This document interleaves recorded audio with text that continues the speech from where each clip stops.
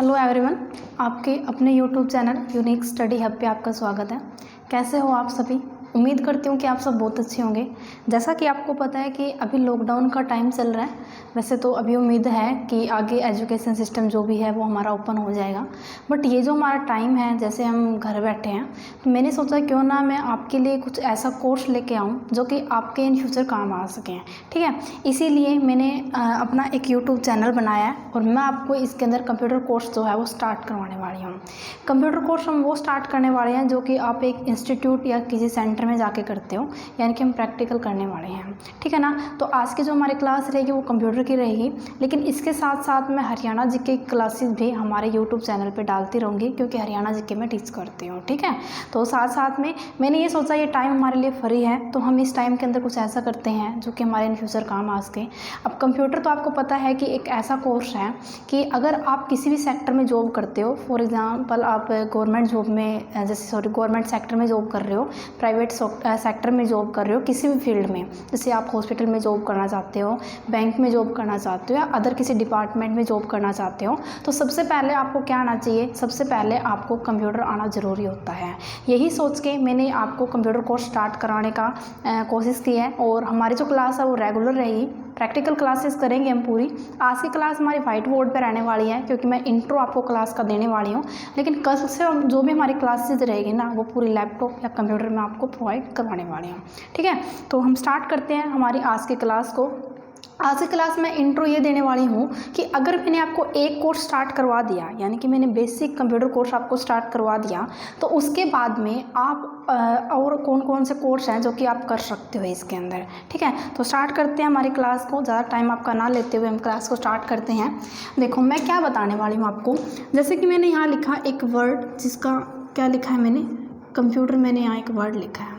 अब कंप्यूटर के अंदर हमारे बहुत सारे कोर्स आते हैं। ठीक है, लेकिन सबसे पहले जो हमें इसके अंदर कोर्स करना चाहिए ना, वो कौन सा करना चाहिए? देखो सबसे पहले इसके अंदर हमारा कोर्स आता है जिसका नाम है बेसिक कंप्यूटर कोर्स, और यही कोर्स मैं आपको कंप्लीट करवाने वाली हूँ। क्या कौन कौन से टॉपिक होते हैं, क्या क्या चीज़ें इसमें आती हैं, वो अभी आज की क्लास में डिस्कस करेंगे। अब मैंने ये सोचा कि अब जैसे मैंने ये कंप्लीट कर लिया है कोर्स, या फिर आपने इस कोर्स को कंप्लीट कर लिया है, अब हम क्या चाहते हैं? हम ये चाहते हैं कि ये तो हमने कंप्लीट कर लिया है, लेकिन इसके बाद में हमें एक और कोर्स जो करना है वो कौन सा हम कर सकते हैं। तो आपके पास ऑप्शन क्या आता है? उसके बाद आप DTP कर सकते हो। क्या कर सकते हो? DTP कर सकते हो। DTP की फुल फॉर्म क्या होती है? DTP की जो फुल फॉर्म होती है वो होती है डेस्कटॉप ऑफ पब्लिकेशन होती है। ठीक है, इसके अंदर हमारे कौन कौन से टॉपिक आते हैं? तो देखो सबसे पहला हमारा इसमें जो टॉपिक आएगा वो आएगा फोटोशॉप। अब फोटोशॉप शायद आपने सुना होगा। जैसे कि हम कोई फ़ोटो क्लिक करवाते हैं, स्टूडियो में जाते हैं, फ़ोटो को हम क्लिक करवाएंगे, उसके अंदर हम एडिटिंग करवाते हैं, या फिर हम बड़ी बड़ी पासपोर्ट साइज़ फ़ोटो, जैसे भी बहुत सारी फ़ोटो हम बनवा देते हैं, तो सारा का सारा काम किस में होता है? फोटोशॉप में होता है। तो पहला टॉपिक हम इस कोर्स के अंदर क्या करेंगे? फोटोशॉप करेंगे। अच्छा, नेक्स्ट हमारा टॉपिक क्या होगा? उसके बाद आएगा हमारा पेज मेकर। अब पेज मेकर क्या होता है? जैसे कि नाम से ही शो कर रहा है, क्या करेगा? पेज की वर्किंग करता है ये। जैसे अगर आपको कोई भी नोट्स बनाने होते हैं, आपको कोई बुक बनानी होती है, मैगजीन आपको तैयार करनी होती है, या फिर आपको अदर किसी न्यूज़पेपर वगैरह तैयार करने होते हैं, जो भी हमारा काम होता है ये सारा हम किस में करते हैं? पेज मेकर में हम करते हैं। तो अगर आपको खुद से मैगजीन तैयार करनी है, बुक आपको बनानी है, तो आपको क्या आना चाहिए? पेज मेकर आना चाहिए, जो कि हम DTP के अंदर कर सकते हैं। अब मैंने फोटोशॉप भी कर लिया और मैंने क्या कर लिया? पेज मेकर भी कर लिया। तो आगे हम क्या कर सकते हैं? आगे हम इसके अंदर कर सकते हैं कोरल ड्रा। अब ये कोरल ड्रा क्या होता है? देखो कोरल ड्रा क्या होता है, जैसे कि आपने बैनर वगैरह देखे होंगे, अगर नहीं देखे हैं तो देखो मैं आपको थोड़ा सा याद दिलाती हूँ। अगर हम किसी भी सिटी में जाते हैं तो हमें ना बड़े बड़े बैनर दिखाई देते हैं रोड के ऊपर। ठीक है ना, तो जैसे ऊपर लगाए होते हैं, वो क्या करते हैं? अपनी एडवर्टाइजमेंट करते हैं। जैसे कि उन्होंने अपना कोई भी स्कूल ओपन किया है, कोई कॉलेज ओपन किया है, या फिर अपने किसी प्रोडक्ट को क्या करना चाहते हैं? सेल करना चाहते हैं, तो सबसे पहले उसकी वो एडवर्टाइजमेंट करते हैं। किसके थ्रू करते हैं? बैनर के थ्रू करते हैं। इसके अंदर हमारे फ्लैक्स भी बनते हैं, या फिर जैसे लोगो होते हैं ना हमारे, जैसे यूट्यूब का लोगो होता है, या किसी भी अलग जो हमारी कोई भी जैसे ब्रांड होता है उसका भी एक लोगो होता है। तो सारा हम किस में तैयार कर सकते हैं? वो हम कोरल ड्रा में तैयार कर सकते हैं। यानी कि ये सारे के सारे जो हमारे टॉपिक होते हैं ये किसके लिए होते हैं? ये हमारे एडिटिंग करने के लिए टॉपिक होते हैं। तो DTP में हम कौन कौन से टॉपिक कर सकते हैं? सबसे पहला हमारा टॉपिक आता है इसके अंदर फोटोशॉप। जो कि एक फ़ोटो की एडिटिंग करने के लिए हम कर सकते हैं। दूसरा जो हमारा आता है वो आता है पेज मेकर, यानी कि पेज की वर्किंग हम इसके अंदर कर सकते हैं। और तीसरा जो हमारा इसमें टॉपिक आता है वो आता है कोरल ड्रा, जिसके अंदर हम बैनर, फ्लैक्स, लोगो इस तरीके की हम एडिटिंग इसके अंदर कर सकते हैं। अब मैंने क्या किया, मैंने इसके अंदर DTPO कंप्लीट कर लिया है। अब आप ये कहते हो कि हमें ना अकाउंट लाइन में, जैसे आप पहले से अकाउंट लाइन के अंदर हो और आप ये कहते हो कि आपको तो बैंक में जॉब करना है, तो अगर आपको बैंक में जॉब करना है तो उसके लिए हम कौन सा कोर्स कर सकते हैं। तो इसके रिगार्डिंग मैं आपको बता देती हूँ, आप टैली कर सकते हो। टैली विद GST आपको पता होगा, GST हमारा यहाँ लगता है, तो टैली विद GST का कोर्स आप कर सकते हो और बहुत ही इजी आप किसी भी बैंक में जाके जॉब कर सकते हो अगर आपने अकाउंटिंग से आप पहले से जुड़े हुए तो, ठीक है। अब है ना, देखो मैंने ये दोनों कोर्स कर लिए हैं। अब ये तो ज़रूरी नहीं है कि सारे के सारे अकाउंट से जुड़े होते हैं, ठीक है ना। तो अब ये चाहते हैं कि 2 कोर्स तो हमने कर लिए हैं, लेकिन हम इसके अंदर थोड़ा और आगे बढ़ना चाहते हैं, तो फिर हमें क्या करना चाहिए। तो उस सिचुएशन में आप क्या कर सकते हो, उस टाइम में आप लैंग्वेज कर सकते हो। क्या होती है, हमारी कुछ लैंग्वेजेस होती हैं, आपने सुना भी होगा, लैंग्वेजेस होती है हमारी कुछ, जैसे कि C लैंग्वेज होती है, C+ लैंग्वेज होती है, C++ लैंग्वेज होती है, और भी बहुत सारी हमारी लैंग्वेज होती है। तो अगर आप चाहते हो कि आपको कंप्यूटर में ही आगे बढ़ना है तो आप लैंग्वेजेस कर सकते हो। और लैंग्वेजेस का जो यूज़ होता है, अगर आपने अच्छे से लैंग्वेजेस कर ली है तो आप कोई भी सॉफ्टवेयर खुद से क्रिएट कर सकते हो, ठीक है। यानी कि हमें सॉफ्टवेयर अगर बनाना है तो उसके लिए कोडिंग की जाती है, और कोडिंग हम किसके थ्रू कर सकते हैं, लैंग्वेज सीखने के थ्रू हम उसके अंदर कर सकते हैं, ठीक है। तो लैंग्वेज से रिलेटेड हम कोर्स कर सकते हैं। अब सभी का इंटरेस्ट तो लैंग्वेज करने में भी नहीं है, हमारा जो इंटरेस्ट है वो क्या है, वो अलग से हमारा इंटरेस्ट है। तो फिर हम क्या कर सकते हैं, फिर हमारे पास में एक और कोर्स आता है जो कि वेब डिज़ाइनिंग होता है। क्या होता है, वेब डिज़ाइनिंग होता है ये हमारा। अब वेब डिज़ाइनिंग शायद आपने सुना भी होगा। क्या होता है ये वेब डिज़ाइनिंग, देखो हमारा ना कुछ वेबसाइट होती है, जैसे कि हमें कोई डाउट होता है, और आज के टाइम में अगर हम बात करते हैं, अगर हमें कोई भी डाउट होता है तो हम फटाफट कहाँ जाते हैं, या तो हम यूट्यूब पे जाते हैं या फिर हम गूगल पे जाते हैं। यानी कि हमें कुछ भी सर्च करना होता है जिसके बारे में हमें नॉलेज नहीं है तो हम डायरेक्ट जाके वहाँ सर्च कर लेते हैं। अब मैंने गूगल पे जाके क्या सर्च किया, मैंने सर्च किया इग्नू डाल दिया मैंने। इग्नू आपको पता है कि यूनिवर्सिटी है, ठीक है। तो जैसे ही मैंने इग्नू डाला ना, तो उसका पूरा पेज हमारे सामने ओपन हो जाता है। और उसके अंदर जाके हम क्या कर सकते हैं, उसके अंदर जाके हम रजिस्ट्रेशन कर सकते हैं, हम री रजिस्ट्रेशन कर सकते हैं, अपना एग्ज़ाम फीस जो भी है वो फिलअप कर सकते हैं, या फिर अपना एडमिशन स्टेटस हम देख सकते हैं। यानी कि घर बैठे हम इतने सारे काम कर सकते हैं एक हमारी वेबसाइट से। तो वेबसाइट हम क्रिएट किसके अंदर करते हैं, वो वेबसाइट हमारी क्रिएट होती है किसके अंदर, वेब डिज़ाइनिंग के अंदर। अब बात ये आती है कि वेब डिज़ाइनिंग के अंदर फिर हमें कौन कौन से टॉपिक करने पड़ते हैं। वैसे तो हमारे बहुत सारे टॉपिक होते हैं, बट जो मेन हमारे टॉपिक है वो मैं आपको बता देती हूँ, जो कि आपको करने इसके लिए ज़्यादा ज़रूरी है। जैसे कि सबसे पहला हमारा इसमें टॉपिक आता है, वो आता है हमारा HTML। क्या आता है, HTML। अच्छा, HTML की जो फुल फॉर्म है ना, वो आपके लिए काफ़ी इंपॉर्टेंट है अगर आप कम्पिटिटिव एग्ज़ाम की तैयारी कर रहे हो। आप में से बहुत सारे स्टूडेंट ऐसे होंगे जो कि कम्पिटिटिव एग्ज़ाम की तैयारी कर रहे हैं, तो आपने देखा होगा वहाँ आपसे फुल फॉर्म पूछी जाती है, ठीक है। तो HTML की फुल फॉर्म क्या होती है, हाइपर टेक्स्ट मार्कअप लैंग्वेज। और ये फुल फॉर्म तो आपके लिए काफ़ी इंपॉर्टेंट है, ये शायद पहले पूछी भी गई है और आगे भी पूछी जा सकती है। तो hyper text markup language full form होती है किसकी, होती है HTML की। सबसे पहला टॉपिक हमारा HTML रहता है इसके अंदर। सेकंड आता है हमारा CSS, कास्केडिंग स्टाइल सेट बोलते हैं, फॉर्मेटिंग करने के लिए हमारा ये यूज़ होता है। फिर आता है जावा, ये आपका मेन है, जो भी टॉपिक है वो जावास्क्रिप्ट हम इसको बोल देते हैं। और फिर हमारा आता है PHP। ये 4 टॉपिक आपके ऐसे हैं जो कि वेरी वेरी इंपॉर्टेंट है अगर आप वेब डिज़ाइनिंग सीखना चाहते हो या फिर आप कोई भी वेबसाइट बनाना चाहते हो। और भी बहुत सारे हमारे इसमें टॉपिक आते हैं, वो तो आगे आगे जैसे हम करते जाते हैं तो हमारे बढ़ते जाते हैं, ठीक है ना, टॉपिक कर सकते हैं हम। तो मैंने आपको थोड़ा सा ये चीज़ें बताई है कि किस तरीके से हमने अगर एक कंप्यूटर कोर्स कर लिया है तो उसके बाद में आगे हम कोई भी कोर्स इसके अंदर कर सकते हैं, ठीक है। तो ये थोड़ा सा इंट्रो दिया है, इसको लिखने की तो आपको ज़रूरत है नहीं, वैसे मैंने बताया है। अब बात ये आती है कि फिर हम आज की क्लास में कौन सा कोर्स स्टार्ट करने वाले हैं। तो सबसे पहला जो हमारा कोर्स है ना, बेसिक कंप्यूटर कोर्स, ये वाला मैं आपको स्टार्ट करवाने वाली हूँ, ठीक है। इसको हम साफ़ कर देते हैं क्योंकि ये लिखना तो है नहीं आपको ज़रूरी।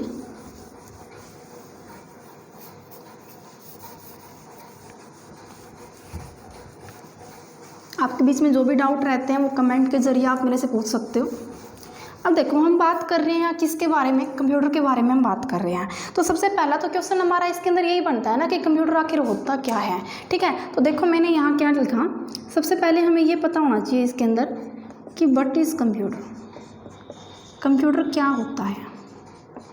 आपको पता है तो कमेंट करके आप बताइए, नहीं तो मैं बता रही हूँ आपको। ठीक है, कंप्यूटर हमारी क्या होती है, बहुत ही इजी डेफिनेशन आपको बता रही हूँ, अच्छे से आपको समझा भी दूँगी, कभी नहीं भूलोगे फिर आप। देखो कंप्यूटर जो है, computer is an electronic machine, electronic machine बिजली से चलने वाली एक मशीन है, विच जो कि एक्सेप्ट करता है, स्वीकार करता है, किसको, हमारे डाटा को। डाटा क्या होता है अभी आपको बताऊंगी। एंड और गिव यानी कि देता है, अस हमें क्या, रिजल्ट। ठीक है, एक एक वर्ड का मीनिंग मैंने आपको बताया है। मैंने आपको बताया कि computer is an electronic machine, computer एक बिजली से चलने वाली मशीन है जो कि हमारे डाटा को एक्सेप्ट कर लेता है, स्वीकार कर लेता है और फिर हमें उसका रिजल्ट दे देता है। बात ये आती है कि डाटा क्या होता है।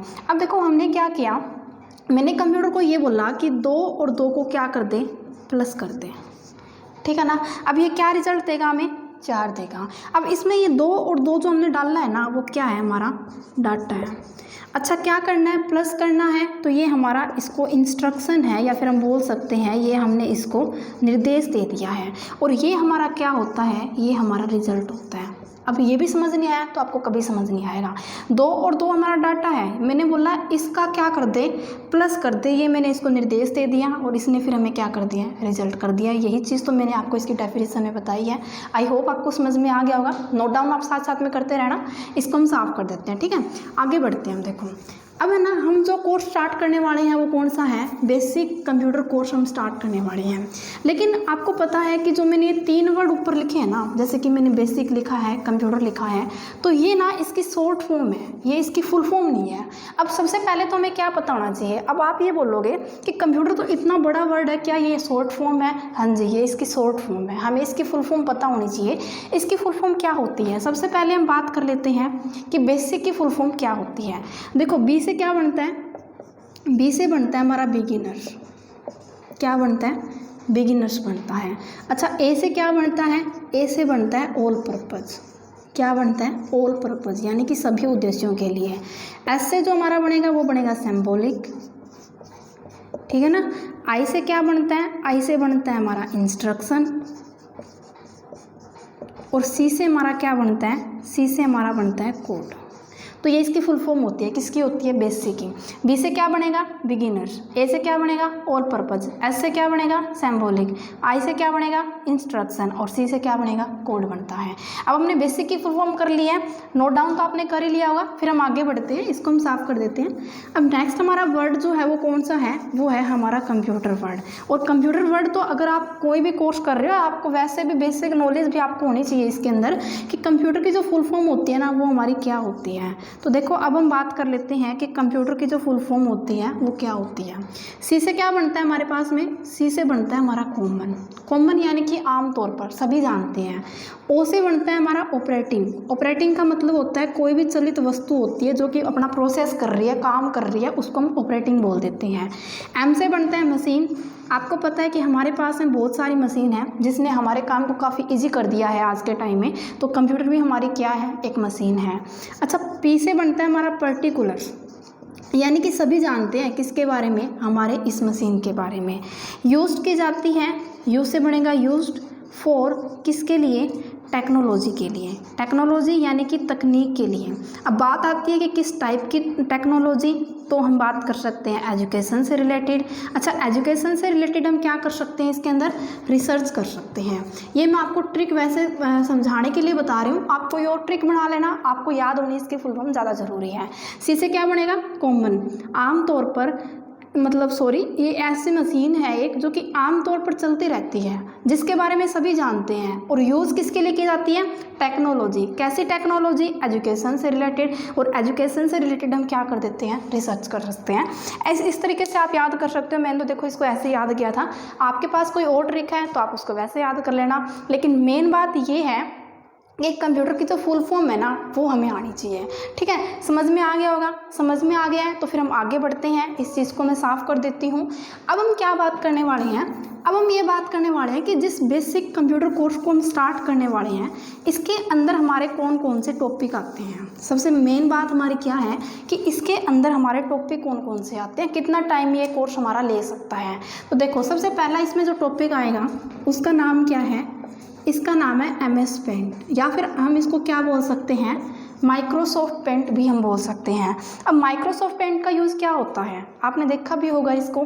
तो MS पेंट का जो यूज़ होता है वो क्या होता है? आप बोलोगे इसमें हम ड्राइंग कर सकते हैं, हम इसके अंदर ड्राइंग कर सकते हैं, ये बात तो आपकी बिल्कुल सही है। लेकिन इसके साथ साथ में हम क्या कर सकते हैं, इसमें एडिटिंग कर सकते हैं।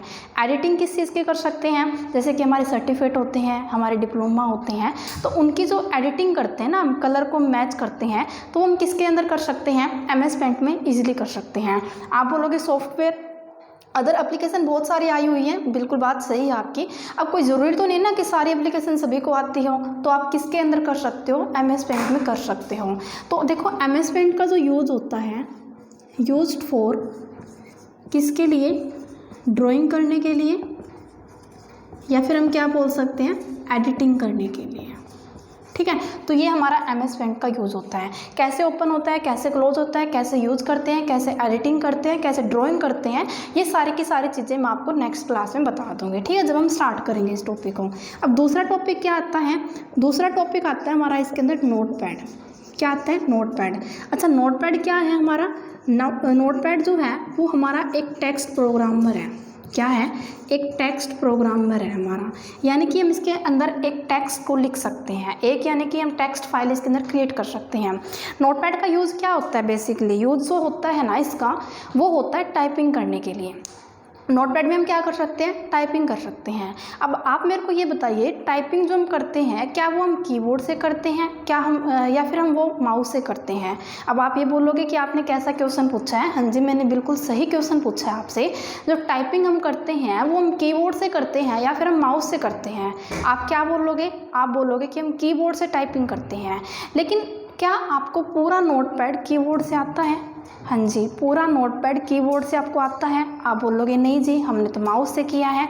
लेकिन मैं आपको कीबोर्ड से समझाने वाली हूँ, यानी कि नोटपैड को हम कंप्लीट माउस से भी करने वाले हैं और कंप्लीट हम इसको कीबोर्ड से भी करने वाले हैं। ठीक है, तो अब देखो, अब बात ये आती है कि नोटपैड का यूज़ क्या है। फिर नोटपैड के अंदर हम क्या क्या चीज़ें कर सकते हैं। देखो, हम बात करते हैं कि इसका जो यूज़ है वो क्या है हमारे। सबसे पहला है कि हम इसके अंदर कोई भी फाइल को क्रिएट कर सकते हैं टाइपिंग करने के बाद। दूसरा है, इसको हम डायरी के रूप में यूज़ कर सकते हैं। हम रूटीन में जैसे कि डायरी लिखते हैं तो हम इसके अंदर डायरी लिख सकते हैं। अच्छा, और क्या कर सकते हो? और आप इसमें वेब पेज क्रिएट कर सकते हो।